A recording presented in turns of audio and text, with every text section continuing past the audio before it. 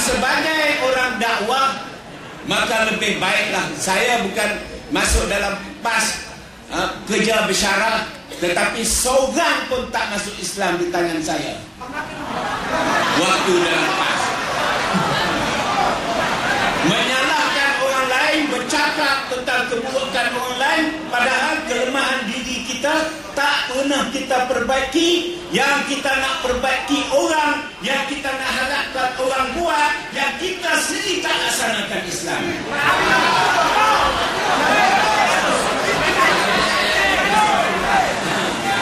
Saya kata saya pemimpin. Waktu pemimpin kelas saya tak kata orang lain. Jawab panjang tu. Ringkas.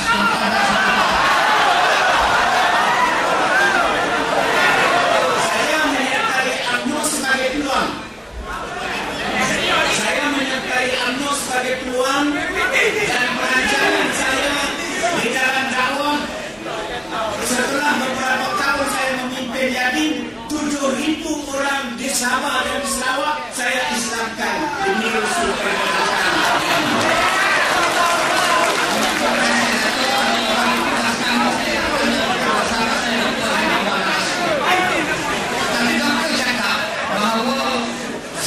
Indonesia ini untuk kita mengembangkan dakwah karena tidak ada tauhid. Dan doktor sebut tentang Wahabi dan doktor kata doktor tidak tahu apa itu Wahabi kecuali dalam data itu Doktor Asri. Sekarang saya ramai orang tidak tahu. Adakah doktor ini menafikan doktor Wahabi, tapi orang kata doktor itu Wahabi. Apa yang akan tangkap betul doktor?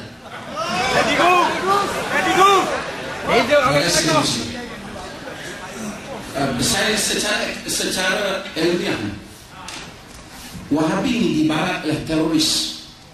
Bila disebut Wahabi, dia maksudkan pengganas. Dalam dunia umumnya, apabila disebut Wahabi ini, sebagainya merujuk kepada Arab Saudi. Wanita yang pakai purdah, tidak letaknya pandu kereta, dan ada beberapa lain lah yang cuba barat kaitkan dengan Arab Saudi.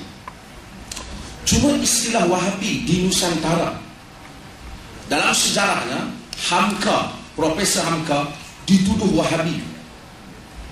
Dalam sejarahnya Syekh Al-Hadi dituduh Wahabi.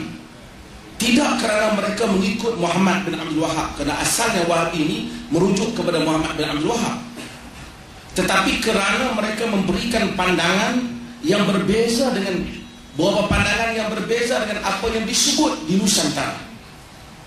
Umpamanya mereka memberikan pandangan yang di luar daripada kerangka kebiasaan. Saya sebut contoh-contoh yang biasa. Dahulu orang Melayu sangat tegas dalam masalah bapa wali mujbir, kerana itu pandangan dalam mazhab Syafi'i. Bapa boleh memaksa anak perempuan untuk kahwin. Sebab itu tuan-tuan tengok dalam filem Piramli Penarik Beca itu, Azizah dipaksa kahwin oleh Haji Bakhir. Kerana itu pegangannya. Apabila kaum muda, kelompok pembaharuan yang dikenali dengan kaum muda, Syekh Al-Hadi dan kumpulannya bangkit menyatakan bapa tak boleh paksa perkahwinan, orang perempuan patut memilih calon mereka sendiri. Itu melihat kerangka luar daripada mazhab Syafi'i. Syekh Al-Hadi dituduh sebagai Khalifah Wahabi Tanah Melayu. Khalifah Wahabi sebab pandangan itu berbeza dengan kebiasaan. Maka di kelantan umpamanya usaha pembaharuan Tuan Guru ni Abdul Aziz, sebelum beliau menjadi menteri besar, saya pernah berjumpa dengan beliau lebih kurang 2 minggu 3 minggu lepas.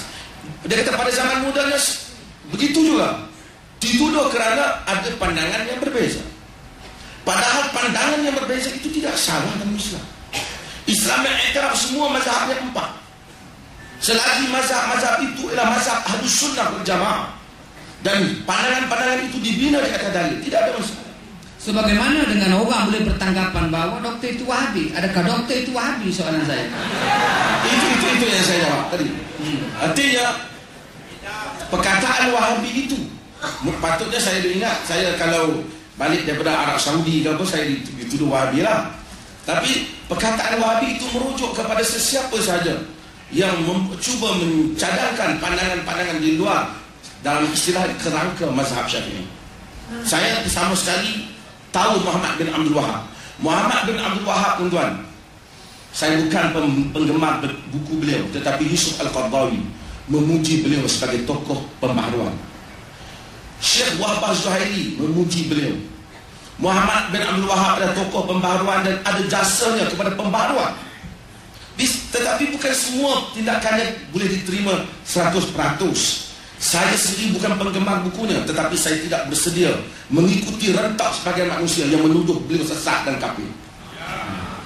Ini sebahagian sekarang penulis-penulis dalam soal khabar, termasuk yang daripada tokoh agama daripada Kelantan ini, yang sekarang berada di pusat, menuduh Ibnu Taimiyah sebagai sesat, kafir, menuduh sebagai Ibnu Qayyim sebagai kufur, menuduh ulama-ulama dengan tuduhan yang seperti ini adalah besar. Sedangkan buku-buku mereka ini dipakai di universiti-universiti, tulisan mereka ini dipakai dalam dunia Islam, menuduh mengaji tauhid rububiyah, uluhiyah, asma dan sifat sebagai sesat.